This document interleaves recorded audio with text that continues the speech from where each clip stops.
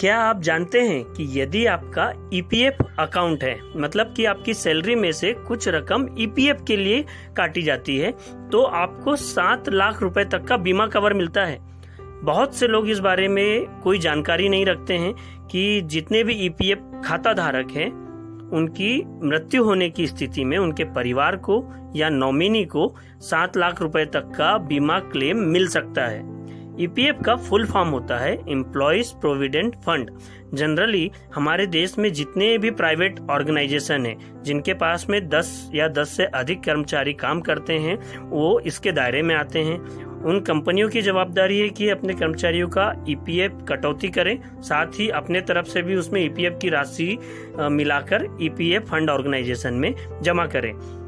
अब चाहे private school में आप काम करते हो या कोई कॉलेज में हो या किसी प्राइवेट कंपनी में या कोई कंस्ट्रक्शन साइट की कंपनी में या सॉफ्टवेयर कंपनी में या किसी हॉस्पिटल में हो या बैंक में हो, इनमें कार्यरत जो भी कर्मचारी है, चाहे वो लेबर हो, वर्कर हो, ऑफिस असिस्टेंट हो या प्यून हो, इन सभी का ईपीएफ की कटौती की जाती है और फ्यूचर फंड के रूप में ईपीएफ के पास जमा की जाती है।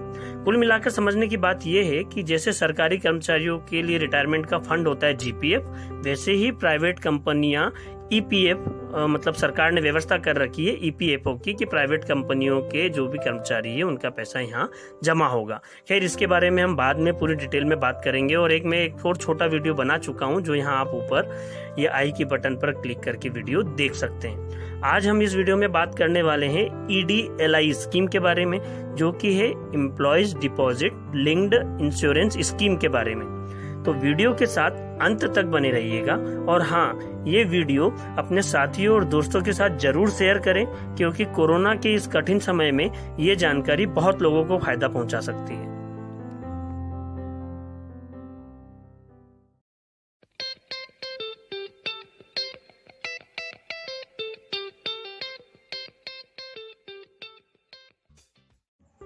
तो दोस्तों, ये जो ईडीएलआई स्कीम है, मतलब कि employees deposit linked insurance scheme, इसमें हर ईपीएफ खाता धारक, मतलब जिनका भी मंथली सैलरी में से ईपीएफ की कटौती होती है, उनको 7 लाख रुपए अधिकतम तक का बीमा कवर मिलता है। खास बात यह है कि इसके लिए आपको कोई अलग से प्रीमियम नहीं देना होता है, ना ही किसी तरीके का कोई फॉर्म भरना होता है। ईपीएफओ जो फंड ऑर्गेनाइजेशन है, उसके द्वारा अपने सभी खाता धारक को ये बीमा सुविधा उपलब्ध कराई जाती है।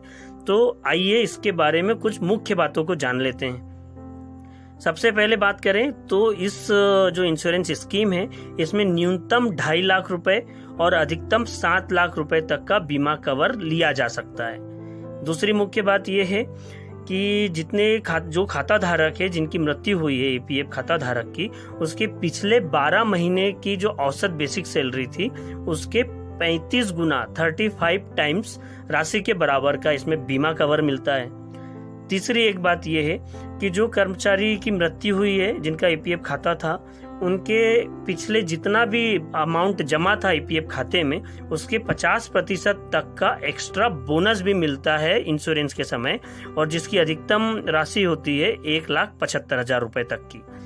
साथ ही साथ एक और मुख्य बात यह है इसमें कि जो ईपीएफ खाता धारक है, उसका पिछले 12 महीने में लगातार ईपीएफओ फंड में पैसा जमा हुआ हो, मतलब कि वो बंदा कहीं ना कहीं नौकरी कर रहा था, किसी भी ऑर्गेनाइजेशन में कर रहा था, क्योंकि ईपीएफ खाता तो एक ही होता है। आप एक जगह कहीं नौकरी कर रहे थे, छोड़कर दूसरी जगह नौकरी भी करने चले गए, तो भी आपका ईपीएफ खाता एक ही रहता है और उसी में आपकी कटौतियां जमा होते रहती है। तो एक नियमावली इसमें यह है कि पिछले 12 महीने तक आपका लगातार उसमें मृत्यु के पिछले 12 महीने जो भी थे उसके तक के उसमें लगातार फंड जमा हुआ हो कटौती का आपकी ईपीएफ की।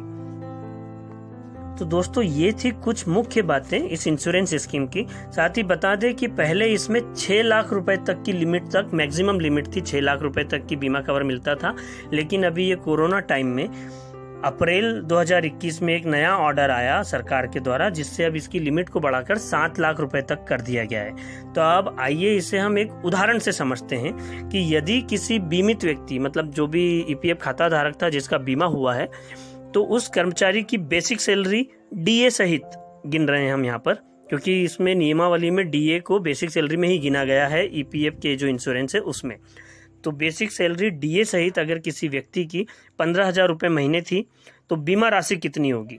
तो हमने पहले एक अभी नियमावली में बताया था कि 15,000 का 35 गुना, मतलब उसमें हम 35 का गुणा करते हैं तो ये होता है कुल 5,25,000 रुपये। तो ये हो गया इंश्योरेंस। साथ ही साथ इसमें क्या होगा कि जो भी खाता धारक जिनकी मृत्यु हुई है तो उसके खाते में जितनी भी राशि जमा है उसका 50% तक का आपको बोनस के रूप में इस इंश्योरेंस में मिलता है। तो अगर किसी खाता धारक के उसमें अगर 5 लाख रुपए जमा थे तो उसका 50% तो हो रहा है 2.5 लाख रुपए, लेकिन इसमें अधिकतम सीमा है 1,75,000 रुपए तक की। तो अब ये 1,75,000 रुपए जो एक्स्ट्रा बोनस के रूप में मिल रहे हैं तो वो और ये 5,25,000 को जोड़ दें तो कुल रकम होती है 7 लाख रुपए। तो ये 7 लाख रुपए तक का बीमा कवर नॉमिनी को या परिवार में जो भी उनके है स्पाउस है, उनकी पति या पत्नी, उनको मिलेगा ये बीमा कवर का क्लेम।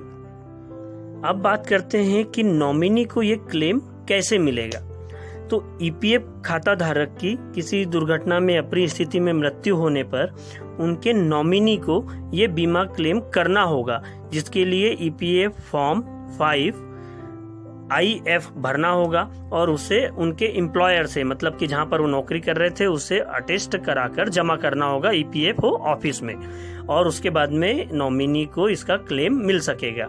लेकिन यदि नॉमिनी किसी कारण से जो नियोक्ता था उससे अटेस्ट नहीं करा पाता है तो किसी भी गेजेटेड ऑफिसर से या फिर म्युनिसिपल बोर्ड जो नगर पालिका के सेक्रेटरी होते हैं उनसे, पोस्ट मास्टर से, या फिर जिस बैंक में खाता है उसके मैनेजर से इस फॉर्म जो ईपीएफ का फॉर्म 5 है उसको अटेस्ट कराकर जमा किया जा सकता है। साथ ही साथ में इसमें मृत्यु प्रमाण पत्र की आवश्यकता होगी।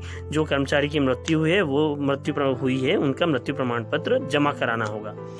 30 दिन के अंदर ही ईपीएफओ द्वारा ये क्लेम सेटल कर दिया जाता है, और अगर 30 दिन में ये क्लेम सेटलमेंट नहीं होता है तो जब तक सेटलमेंट नहीं हो रहा है तब तक 12% वार्षिक की दर से उस रकम पर जितनी भी बन रही है उस पर ब्याज भी दिया जाएगा। इस क्लेम अमाउंट पर नॉमिनी को कोई टैक्स भी नहीं देना होगा। यदि नॉमिनी टैक्स पेयर भी है तो ये जो इंश्योरेंस का क्लेम मिल रहा है नॉमिनी के बैंक खाते में जाएगा तो उसको इस पर कोई टैक्स भी नहीं देना होगा। तो दोस्तों ये थी एक महत्वपूर्ण जानकारी ईडीएलआई स्कीम के बारे में, जो कि हमारे प्राइवेट संस्थानों में काम कर रहे कर्मचारियों के लिए एक इंश्योरेंस स्कीम है, और इसकी जानकारी होना सभी साथियों, कर्मचारी साथियों के लिए बहुत जरूरी है, और साथ ही अपने परिवार को भी ये जानकारी जरूर दें। ऐसी ही और जानकारी के लिए हमारे चैनल को सब्सक्राइब करें, वीडियो लाइक करें और शेयर जरूर कीजिएगा। ये वीडियो देखते रहिए, सीखते रहिए। धन्यवाद।